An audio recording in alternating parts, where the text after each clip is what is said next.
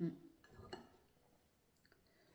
บายดีพ่อแม่พี่น้องเบ่สุขุสุขคนเด้อสุมงสุบอนเด้อพี่น้องเอ้ยสบายดีสวัสดีจ้ามากินข้าวพี่น้องเอ้ยแซ่บกินข้าวแรงกับแม่นข้าวง่ายกับแม่นพี่น้องแซ่บเด้พี่น้องกินคนเดียวจุ่มมาให้ลูกสาวนะจุ่มให้ลูกถ้วยนึงตัวเองกินถ้วยนึง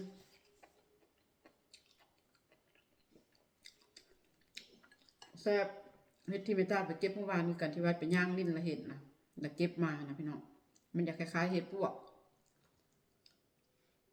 เวลาเขาแกงนะมันจะหอมแบบเห็ดพวกเวลาย่ำก็คือกับแบบจะกุดแบบคือย่ำไต่ไก่แบบคือเขาย่ำเห็ดพวกนั่นแหละพี่น้องคล้ายๆกันเลย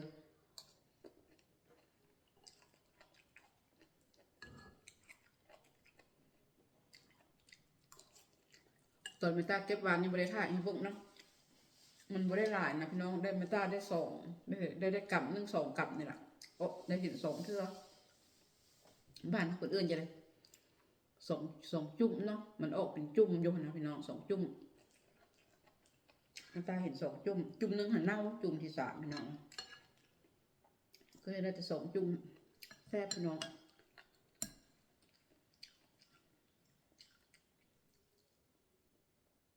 แซ่บแพงนะพี่น้องบอกมันเว้าลิ้นนะบอกมันเว้าเห็นปะดอกเห็ดแซ่บ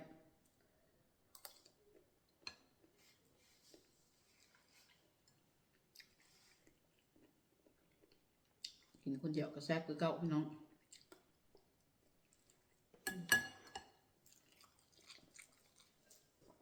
ผักตักกะแตนนี่ก็กินกับอันเนี้ยตำข้าวปุ้นตำมะม่วงแซ่บกับลาบกับก้อยก็แซ่บกับแกงมันก็แซ่บเลยพี่น้อง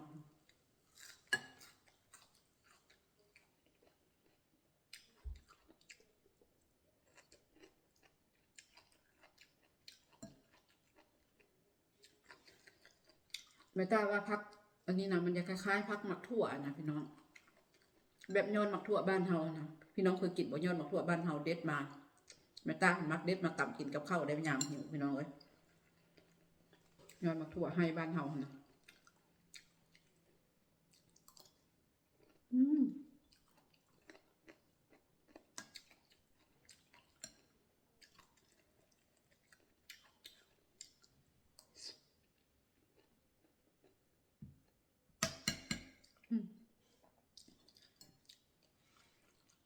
ปังมาหากับคุ้มแซ่บขมอำลำจ้ะ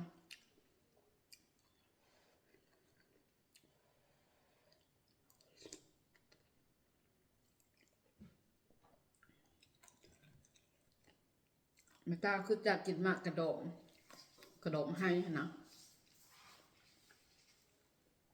บ้านเฮาแกงเส้นหน่อไม้เนาะพี่น้องแซ่บแกงเส้นหน่อไม้ไร่มันหน่อไม้ไผ่อีกแหละเนี่ยหน่อไม้ไผ่เป็นอย่างก็แซ่บพี่น้องมักกระดองก็แล้วแต่ผู้มักดอกว่าเนาะจ้าก็เลยเอามากอันนั้นอาหารมักใส่หมักมาหะหันมาลองแกงสมมุติเอาพี่น้องแกงใส่มันกระขบอำลำก็แซ่บได้พี่น้องเอ้ยกะคักคือกัน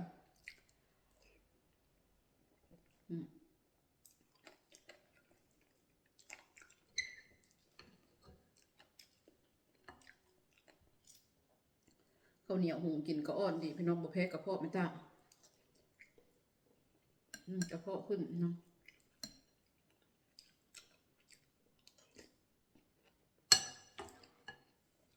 แซ่บ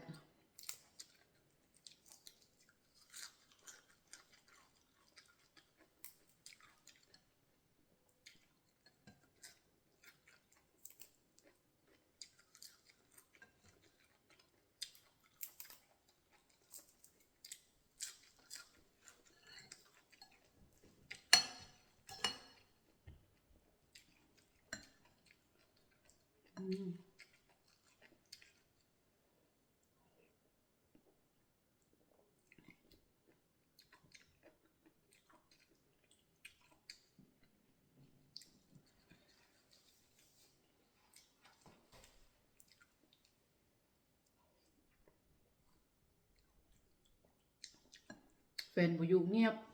โทรเสียงโทรทัศน์ก็บ่ได้ยินคันเพิ่นอยู่เพิ่นเว้าหลายแล้วก็ เปิดโทรทัศน์แล้วก็เว้าแข่งกับเสียงโทรทัศน์นะโอ้ยไม่ตายหลดเมื่อยน้ำเพิ่นเว้าดังนะพี่น้อง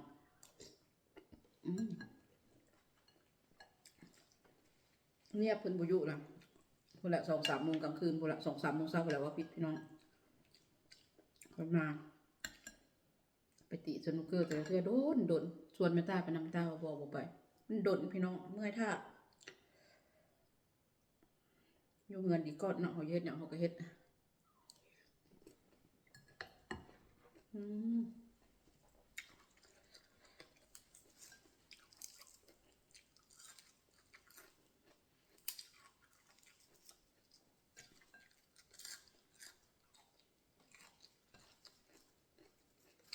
ครับ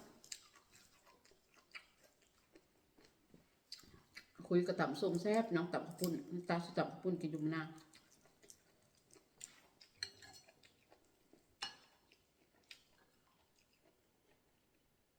กินกระต่ำข้าวปุ้นเข้ากันคักแท้ๆนี่พี่น้อง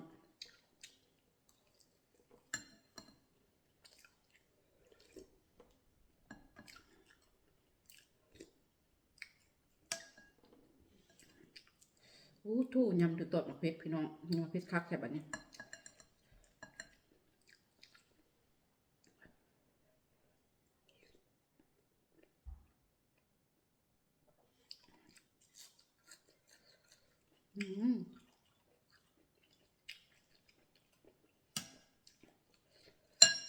ยำถึงตอดเห็ดคักกุดจ้ะ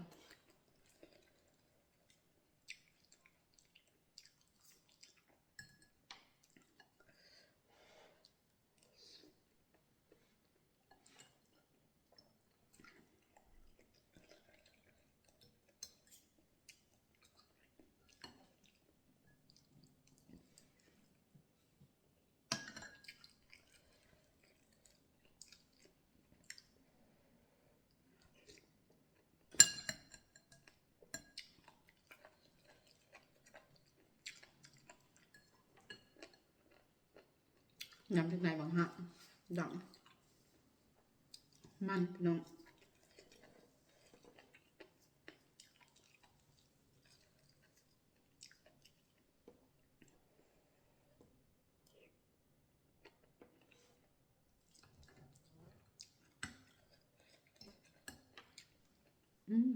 กินจนซีบนะลืมแจ่วพี่น้อง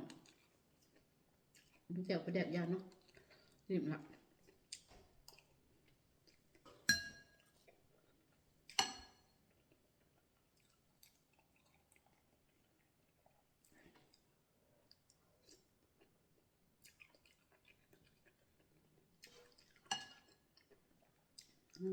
แซ่บเลยพี่น้องแบบแกงน้ำมันไล่บ้านเฮาเลยแกงน้ำมันไล่ใส่เห็ดปวกนะสมมุติเอาอยากแห้งพี่น้อง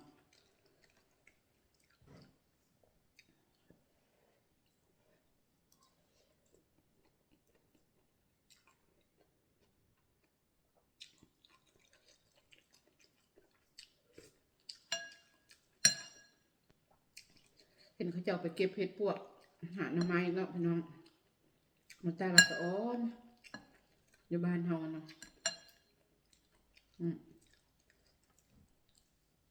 ไม่ตาเข้าไปเบิ่งคลิปเขาเจ้าเนาะก็อยากคอมเมนต์อยู่พี่น้องคอมเมนต์หลายก็เก่งใจเพิ่นเนาะ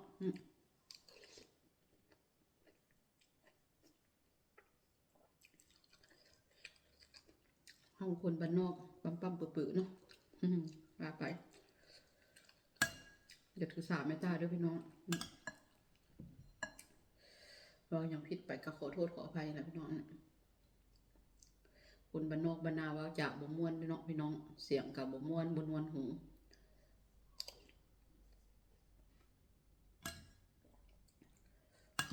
มันแซ่บเด็ดน้อง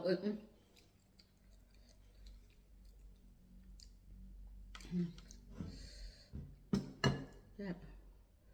แกงใส่นกกับเอาใส่ซื้อหอมบุยากพี่น้อง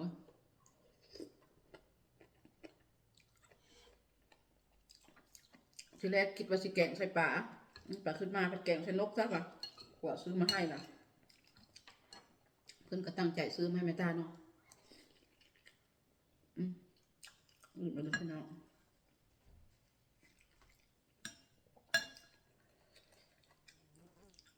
ดอกเห็ด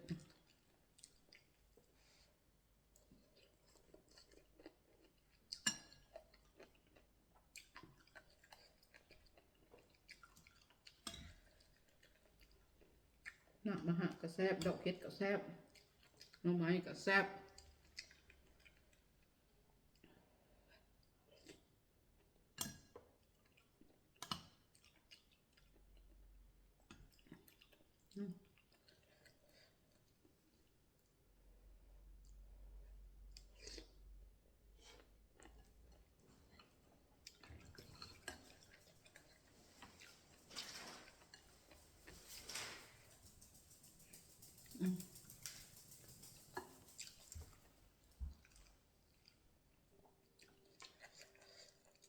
อ่ะ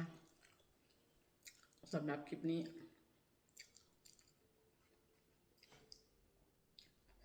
ไปละพี่น้องแม่ตาก็สิขอจบภาพจบบรรยากาศเพียงสำนี้เนาะพี่น้องพอกันไว้คลิปหน้าท้ายคลิปนี้แม่ตาก็ขอกล่าวคำว่าสบายดี